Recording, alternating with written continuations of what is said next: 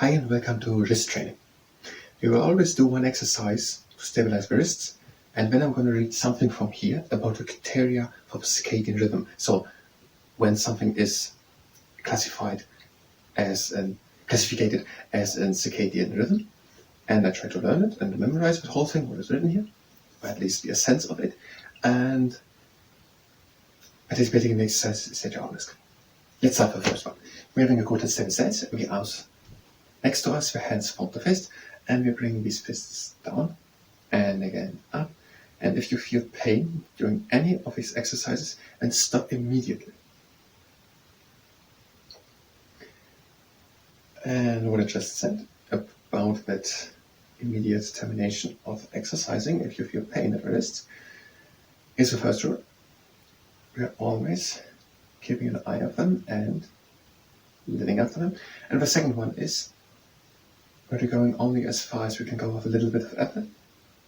And the third one is where we don't use the full potential. So this is already the first one. We don't want to overwork the muscles, and we also don't want to go to the maximum. So we're stopping before we have reached the full potential of which our tendons and muscles and wrists are able to perform. The first thing to the criteria for the circadian rhythm. The source presents 3 criteria to make a biological rhythm a circadian rhythm. Okay, what that thing is based off has said it 3 things. What are the criteria for circadian rhythm? A little more. Criteria means something like that must be fulfilled, meaning that here are 3 listed things have to be fulfilled so that the biological rhythm is a circadian rhythm. Okay, first criteria means that has to be fulfilled. Criteria for something means that has to be fulfilled to happen that. The criteria to buy a donut is that money exists or something, or that the shop is open or something. So 3 criteria have to be fulfilled. 3 things are listed here, and all 3 have to be fulfilled so that it is a circadian rhythm. And the next thing, circadian rhythms are processes inside of humans happening every 24 hours, and also in the next 24 hours and the next 24 hours. So circadian rhythm are processes in humans happening every day. For example, digestion shifting into a higher gear, or sleepness setting in at specific times of the day and also the next one. So examples of a circadian rhythm is named here are the digestion, which at specific times of the day shifts into a higher gear and has a stronger doing of doing bit. And the second thing listed here is tiredness. So that at specific times of the day, tiredness sets in. And these are examples of circadian rhythm. And circadian rhythms are things which are happening every 24 hours, so every day, and on the next day again, and they're happening at specific times of the day. That's basic explanation of circadian rhythms. And that is enough, because we will get 3 criteria what actually is a circadian rhythm in a moment. First, the next exercise. And again, the fists next to us, and now we are bringing these fists to the inside and to the outside. The last exercise, bringing them up and down into extension and flexion. That involves the spotlight. And this exercise with ulnar deviation and radial deviation, that is the flashlight. And for our last time, to the inside and back to the outside. I just talked so long that directly going on with the next one. The magician, the same thing, these ulnar deviation and radial deviation, now with flat hands. First, the 3 rules again, and then I shortly say what ulnar and radial deviation is. It's the thing what we're doing here. Rule number 1, if there's pain, we stop immediately. Rule number 2, we're going as far as we can go with a little bit of effort and not more. And the third one, we're stopping before we're reaching the full potential. And that, let's say, is now we're going to be outside and back to the inside. So the ulnar is here in the lower arm are 2 bones. There's the ulnar and the radius. So everything happening here is something with radius. For example, the radial pulse is here by the radial aphery. And everything here is the ulnar. That would be radial-sided wrist pain, that is ulnar-sided wrist pain, and bringing it into ulnar deviation is bringing it to the ulnar. So ulnar deviation and bringing it to the radius is radial deviation. So that is ulnar deviation with radial deviation, because we're 2 bones in the ulnar and the radius. Everything here, the radius is radial, so radial aphery, the radial pulse. Everything here, ulnar-sided wrist pain or ulnar deviation, has something to do with the ulnar. Next thing here. First, The thing happening in humans has to be endogenously, and it has to be present no matter the surrounding conditions. Two things explained here to have it a bit easier. That the process is endogenously means that the cause which starts and does the process comes from within of humans. The process itself has to come from within of humans. Maybe the second thing gives more explanation. And to be circadian rhythm, the process has to happen no matter the environmental circumstances. For example, whether the sun has set or not, even when living in completely brightness or in complete darkness in a cave, tiredness for sleeping sets in. So the process comes from the inside, it is endogenous. Everything from the inside, process from the inside are endogenous, process from the outside are exogenous. So it has to be an endogenous process. Even if someone lives in a cave, and there's no sunlight whenever, they still get tiredness at a specific time of the day, at a specific moment in this 24 circadian rhythm period, because sleepiness, tiredness is endogenous. The process of getting tired happens within of humans, whether there's a sun or not. Humans get this, the process of making one tired happens within humans and started from within humans. That is the first criterion. This has to start from within of humans and is independently whether the sun is there or not. The sun is not the only criterion. It has to happen no matter how the outside world is. It has to happen from the inside of humans, and it has to happen whether the environmental influences are there or not. Next exercise. Hands flat next to us, and we are now opening the hands up to the sky. That is the pancake river. So up to the sky. And again down.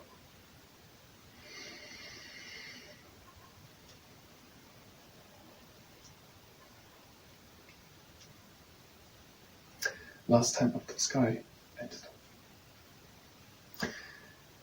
On to the next exercise. Both hands out and we're bringing them down and again down.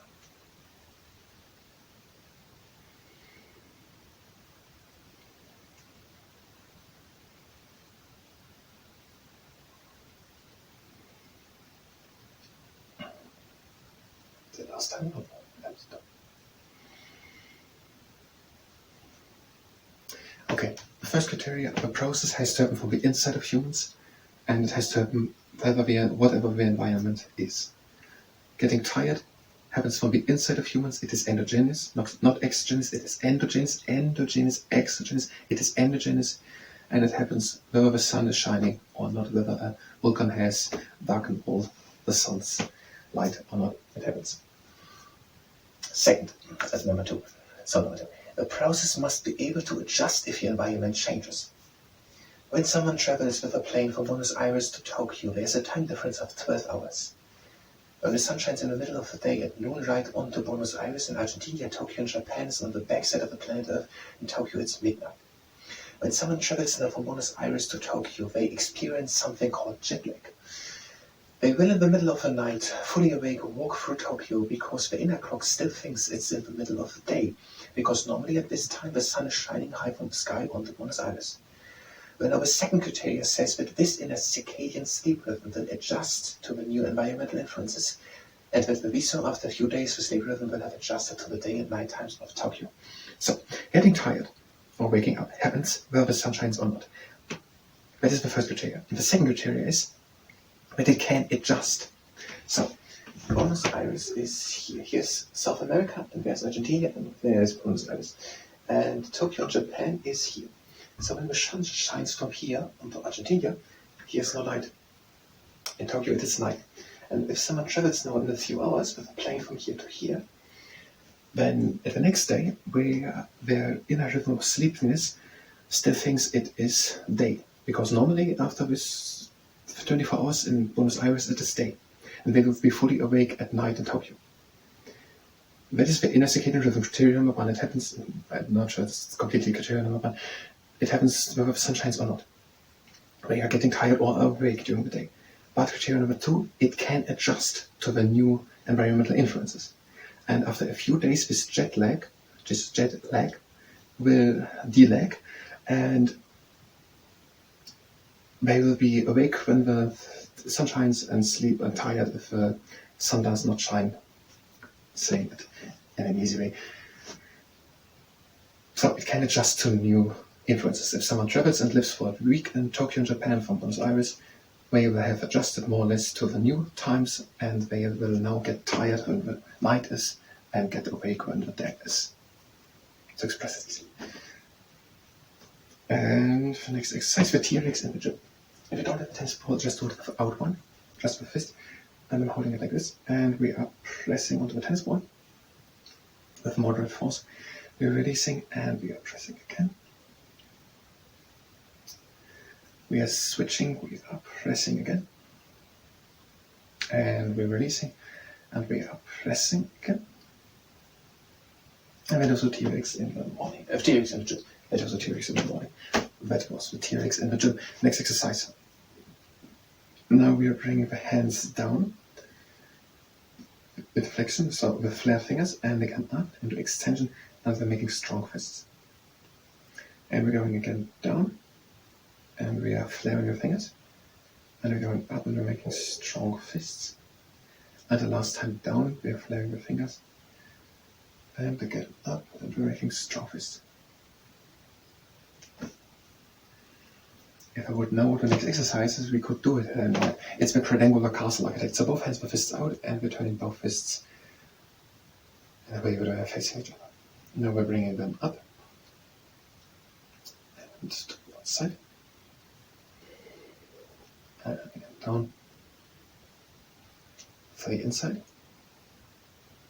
and the other way around, and down to the outside, up to the inside, and directly on to the last exercise, the crab anxious to have fever.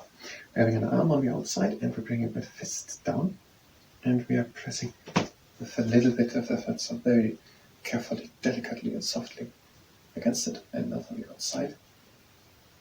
We're pulling a little, and a little from the top,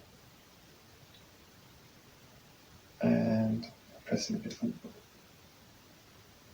And with the other hand next to his hand form for a fist, bring it down to the fist, and press a little bit against it. Now on the outside, pulling. Up on the top. And from the bottom. And we're done with all the exercises, a little relaxation. So we are bending the arm, we are extending the wrist, and we're pressing a little bit onto the middle part of the lower arm, moving upwards, so we're straightening the arm, making a fist and bringing the fist into the flexion. Okay, so we're doing that. We get going from our middle part of the lower arm, while we're straightening the arm, and while we're making a fist, which we're bringing into flexion.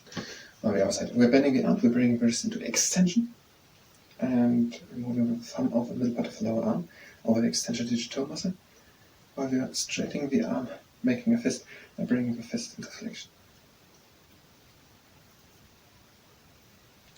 Flexion, that is flexion, that is extension. These are the extender muscles, they extend the wrist, and this is flexion. If you flex your biceps, you make this movement, so if you flex it, you're making the muscle shorter. If you're extending the muscles, you make them, it's also shorter. This is eccentric, this is another thing. So that is flexion, that is extension, whatever. Two things had we already, we have a little over a minute for the third thing. The process has to happen even if the body temperature changes. The 24 duration of the circadian rhythm has to be intact even if the body temperature changes drastically. This seems to be mostly important for animals with body temperature changes. Reptiles like crocodiles, snakes, turtles, or amphibians like frogs or salamander are etothermic, which means that their body temperature is dependent on the environment.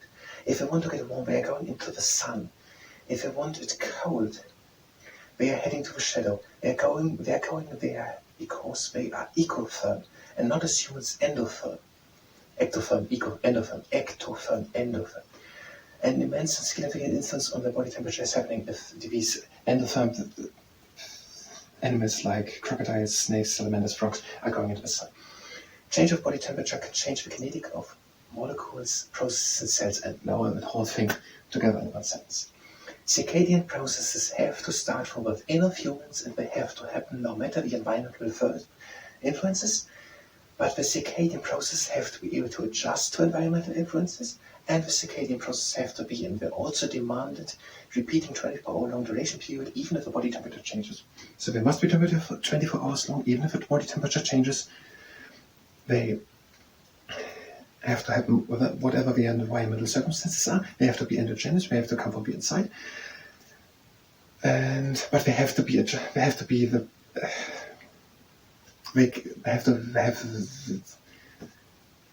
be able to adjust to environmental influences. I don't know how much time it is. Can't be much. Thank you very much, and until next time.